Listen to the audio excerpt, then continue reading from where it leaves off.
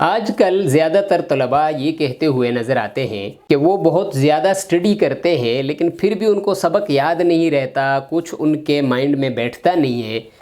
حالانکہ ساری رات اور کئی گھنٹوں تک وہ اسٹڈی کرتے رہتے ہیں۔ تو آج ہم آپ کو بتائیں گے چند ایسے ٹپس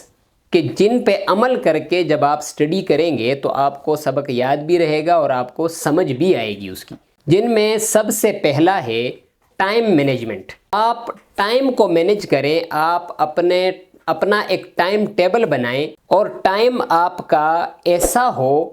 کہ اس وقت آپ بالکل ذہنی طور پہ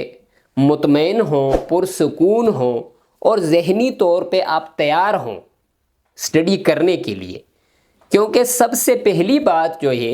وہ یہ ہے کہ آپ کا ذہن، آپ کا دماغ جب چاہے گا کچھ پڑھنا تو ہی آپ کو کچھ سمجھ آئے گا اور آپ کا دماغ اس کو ایکسیپٹ کرے گا۔ یہ نہیں ہے کہ کسی کے پریشر میں آ کے آپ نے بک اٹھا لی اور یا ویسے ہی بس بک اٹھا کے آپ ادھر ادھر ٹہل رہے ہیں، ساتھ میں نظارے بھی دیکھ رہے ہیں اور ساتھ میں آپ پڑھ بھی رہے ہیں، تو اس طرح صرف وقت ضائع کرنے کے علاوہ آپ کے ہاتھ کچھ نہیں آئے گا۔ سب سے پہلے آپ اپنے ٹائم کو مینج کریں اور اسٹڈی کے لیے ٹائم فکس کریں کہ باقی سارے کام نمٹا کے اس وقت یا اس ٹائم سے لے کے اس ٹائم تک میں نے اسٹڈی کرنی ہے۔ وہ چاہے آپ 24 گھنٹے میں 4 ٹائم رکھیں، 3 ٹائم رکھیں، 1 ٹائم رکھیں، جو بھی آپ کو بہتر لگتا ہو، اپنے حساب سے ٹائم کو مینج کریں۔ دوسرے نمبر پہ ہے اسٹڈی انوائرمنٹ۔ اسٹڈی کے لیے کوئی انوائرمنٹ ہوتا ہے، ایک ماحول ہوتا ہے، ہر جگہ بیٹھ کے آپ ڈیپ اسٹڈی نہیں کر سکتے، وہ صرف آپ پھر ریڈنگ ہی کرتے رہیں گے، وہ اسٹڈی نہ ہوئی۔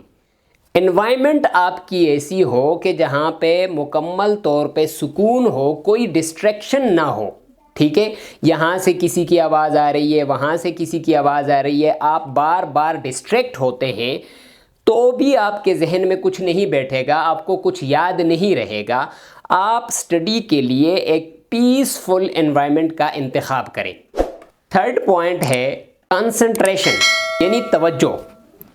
جب بھی آپ پڑھنے بیٹھ جائیں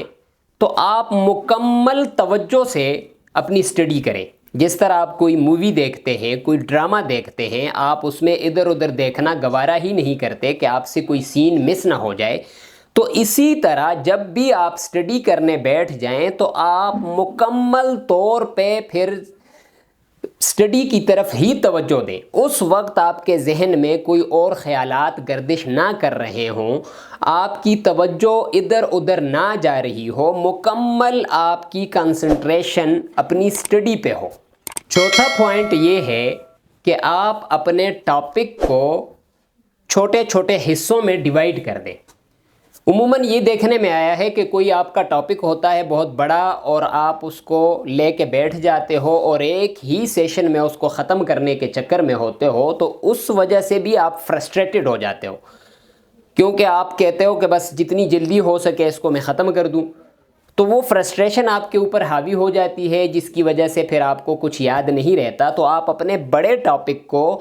چھوٹے چھوٹے ٹاپکس میں، چھوٹے چھوٹے حصوں میں ڈیوائیڈ کر لیں اور پھر اس کی ایک ترتیب بنا لیں کہ میں نے یہ 2 حصے اس وقت کرنے ہیں، پھر 2 حصے جو ہے وہ شام کو کرنے ہیں، 2 حصے پھر رات کے کسی ٹائم پہ کرنے ہیں۔ اس طرح جب آپ ترتیب وار کسی ٹاپک کو اسٹڈی کریں گے چھوٹے چھوٹے حصوں میں تو وہ آپ کو بہتر طریقے سے سمجھ آئے گی۔ 5th پوائنٹ یہ ہے کہ آپ رائٹنگ پریکٹس کریں۔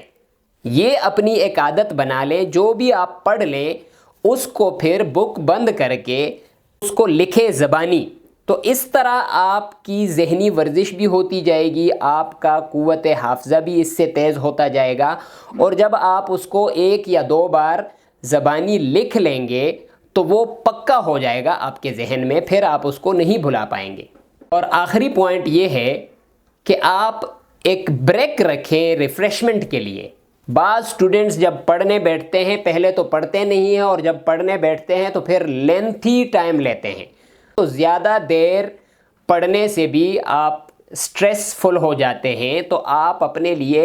اسٹڈی ٹائم کے دوران ایک بریک رکھیں، اس میں آپ باہر نکلیں، ریفریش ہوں، جب آپ ریفریش ہوں گے اس کے بعد دوبارہ اسٹڈی کریں گے تو آپ کا ذہن بھی فریش محسوس کرے گا